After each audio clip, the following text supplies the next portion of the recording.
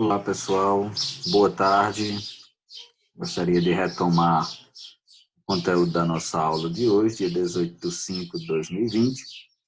E após falar sobre o balanço de radiação, né, o saldo de radiação que fica à superfície após os processos de interação da radiação de onda longa e de onda curta com a superfície terrestre, e quanto dessa radiação é utilizada para aquecer o solo mediante o fluxo calor no solo. Hoje a gente vai dar início a um entendimento do que acontece com os outros dois parâmetros, né? Fluxo de calor sensível e fluxo de calor latente. Só que antes disso, como esses dois fluxos, o fluxo de calor sensível e o fluxo de calor latente, basicamente, eles acontecem na atmosfera, gostaria de começar fazendo uma introdução do que é a atmosfera, composição, alguns fenômenos que acontecem próximo à superfície da Terra, próxima à superfície terrestre, que é importante para o ciclo da água no sistema solo-planta-atmosfera. Então, a primeira coisa que eu gostaria de falar com vocês é sobre a estrutura vertical da atmosfera. Primeiro, a atmosfera ela é uma massa de ar, né? E sendo uma massa de ar, ela é um fluido e um fluido compressível. Isso quer dizer que a atmosfera ela varia de volume e densidade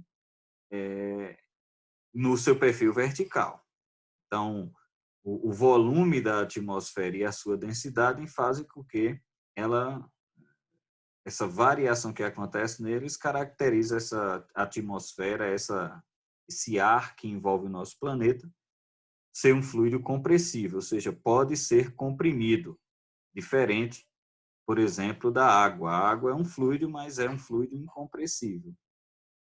Então, nesse caso, é sabido que a força gravitacional ela comprime, ela pressiona essa atmosfera em direção à superfície terrestre. Então, a camada de ar que envolve o nosso planeta, que é a atmosfera, ela é comprimida em direção à superfície do planeta pela força de gravidade, ou seja, por essa massa de ar ter, como o próprio nome diz, uma massa, ela é atraída para o centro de massa da Terra, pela força gravitacional. E isso faz com que você tenha a maior concentração dessa atmosfera próxima à superfície terrestre, é onde ela vai ter a maior densidade. O que é densidade? Densidade é a relação entre a massa de uma determinada substância e o volume que ela ocupa. Então, a densidade é massa dividido por volume. Então, a maior densidade da Terra, ou seja, a sua maior densidade por volume, ocorre na superfície terrestre, ou seja, na interface atmosfera-Terra. Então, como a gente já observou que essa força gravitacional ela comprime a atmosfera em direção à superfície terrestre, o decréscimo de ar ele acontece verticalmente. E detalhe, ele acontece muito rápido com a altura. O formato do decréscimo de densidade da atmosfera e, consequentemente, sua massa com a altitude é um comportamento exponencial, de tal forma que quando você observa, por exemplo, a densidade da atmosfera em torno de 5,6 para 6 quilômetros de altura, a densidade que você mede aqui à superfície terrestre já é a metade. Ou seja, imagine que a densidade aqui é 10, um exemplo, a densidade aqui é 10, a superfície. Se você sobe 5,6 quilômetros de altitude, a densidade cai para 5, ou seja, exatamente a metade. E se você subir para 16 quilômetros, ela cai para 1, ou seja, 10% daquele valor inicial. E se você continuar subindo e atingir a altura de 32 quilômetros, ela é apenas 1% desse valor inicial. Então, ela cai muito rapidamente a sua densidade. Consequentemente, isso cai porque a massa diminui com a altitude. Então, esse rápido decréscimo da densidade, ele significa necessariamente a redução da pressão com a altitude. né? Ou seja, a pressão da atmosfera. O que é pressão? Força por unidade de área. A força em questão é o peso daquela coluna de ar em questão, da atmosfera. O peso, porque a pressão que a atmosfera exerce sobre você agora, ou sobre um determinado ponto da superfície, é o peso que essa coluna de ar daqui da superfície até o topo da atmosfera exerce naquele ponto, por unidade de área. Então, você tem uma determinada área e o peso que o ar exerce naquele ponto é o que nós chamamos de pressão da atmosfera. Ao nível médio do mar, essa pressão ela é em torno de 1.013,25 milibares, em termos médios. Mas à medida que você sobe na atmosfera, ela cai da mesma forma que cai a densidade, ela cai exponencialmente, decresce muito rapidamente.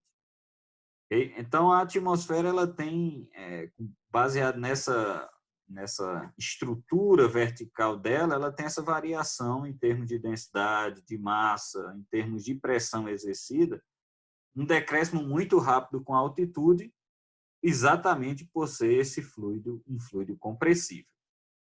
Então, se você olhar essa figura, o perfil médio da pressão exercida pela atmosfera à superfície, ela pode ser descrita por essa figura, ou o perfil médio vertical na atmosfera pode ser descrito dessa forma. Aqui está descrito em forma de pressão, que é, na verdade, o mesmo comportamento da densidade. Veja como decresce rapidamente a pressão com a altitude. Imagine que você está aqui no nível médio do mar. Pressão de 1.000 milibares. Vamos arredondar. A gente viu anteriormente que é 1.013,25. Mas vamos arredondar aqui para 1.000. Então, imagine que a pressão é 1.000. Se você sobe ao topo do Everest, que está aí em torno de 8.000 metros de altitude, essa pressão já cai para em torno de 300 milibares, ou seja, somente 30% do valor inicial lá de 1.000 milibares. E se você subir a 30 quilômetros de altitude, aliás, se você subir aqui é quilômetro, aqui é milha, desculpa. Então, se você subir aqui a 30 quilômetros de altitude, você vai ver que a pressão agora é cerca de 1% do valor, ou seja, 10 milibares. Aqui embaixo, 1.000 milibares, aqui 10 milibares. Por isso que, para você subir na atmosfera, você precisa de trajes especiais, você precisa de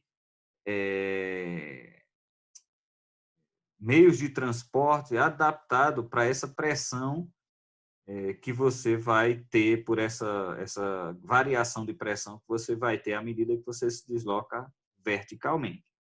Então, por exemplo, quem decide subir o Everest, no topo do Everest, a pressão aí é em torno de 300 milibares. É uma pressão muito baixa para quem está adaptado a 1.000 milibares, que é mais ou menos onde nós vivemos aqui.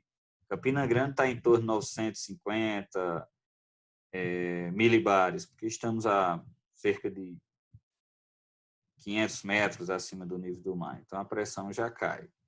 Ok? Então, por que isso acontece? Logicamente, porque a maior concentração de massa da atmosfera está próxima à superfície, ou seja, exerce uma maior pressão próxima à superfície, porque você tem muito mais partículas, né, que compõem essa atmosfera, ou seja, massa dessa atmosfera contabilizadas. Se você pegar daqui, do nível de, sei lá, 20 quilômetros para cima, você só tem essa camada aqui. Você pega aqui embaixo, você tem tudo isso pressionando esse ponto da superfície. Por isso que a pressão à superfície é maior em virtude da toda aquela coluna que está pressionando aquele ponto. Ok? Então, só para a gente ilustrar aqui como é complicado, né, e como é interessante ao mesmo tempo, em 1961, um capitão da Força Aérea Americana, o capitão Kittinger, ele fez um pulo, né, um pulo de 31,3 quilômetros de altitude, o que corresponde a uma pressão atmosférica de 9,6 milibares. Lógico, ele estava usando aparelhos, né, roupas, trajes especiais para isso, mas foi uma grande aventura, porque é uma altitude muito considerável para o ser humano fazer um pulo de paraquedas. Então, só para vocês terem ideia, a diferença do nível médio do mar, 1.000 milibares, para de onde ele pulou, é apenas 9,6 milibares a pressão. Então, é um decréscimo muito rápido. E isso vai influenciar também no processo de transferência de água no sistema solo-planta-atmosfera. Então, em linhas gerais, o que acontece é que você tem a... Então, a gente está com uma certa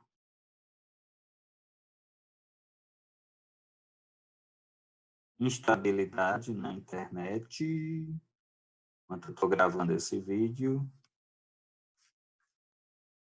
mas eu vou ver se ele vai funcionar bem.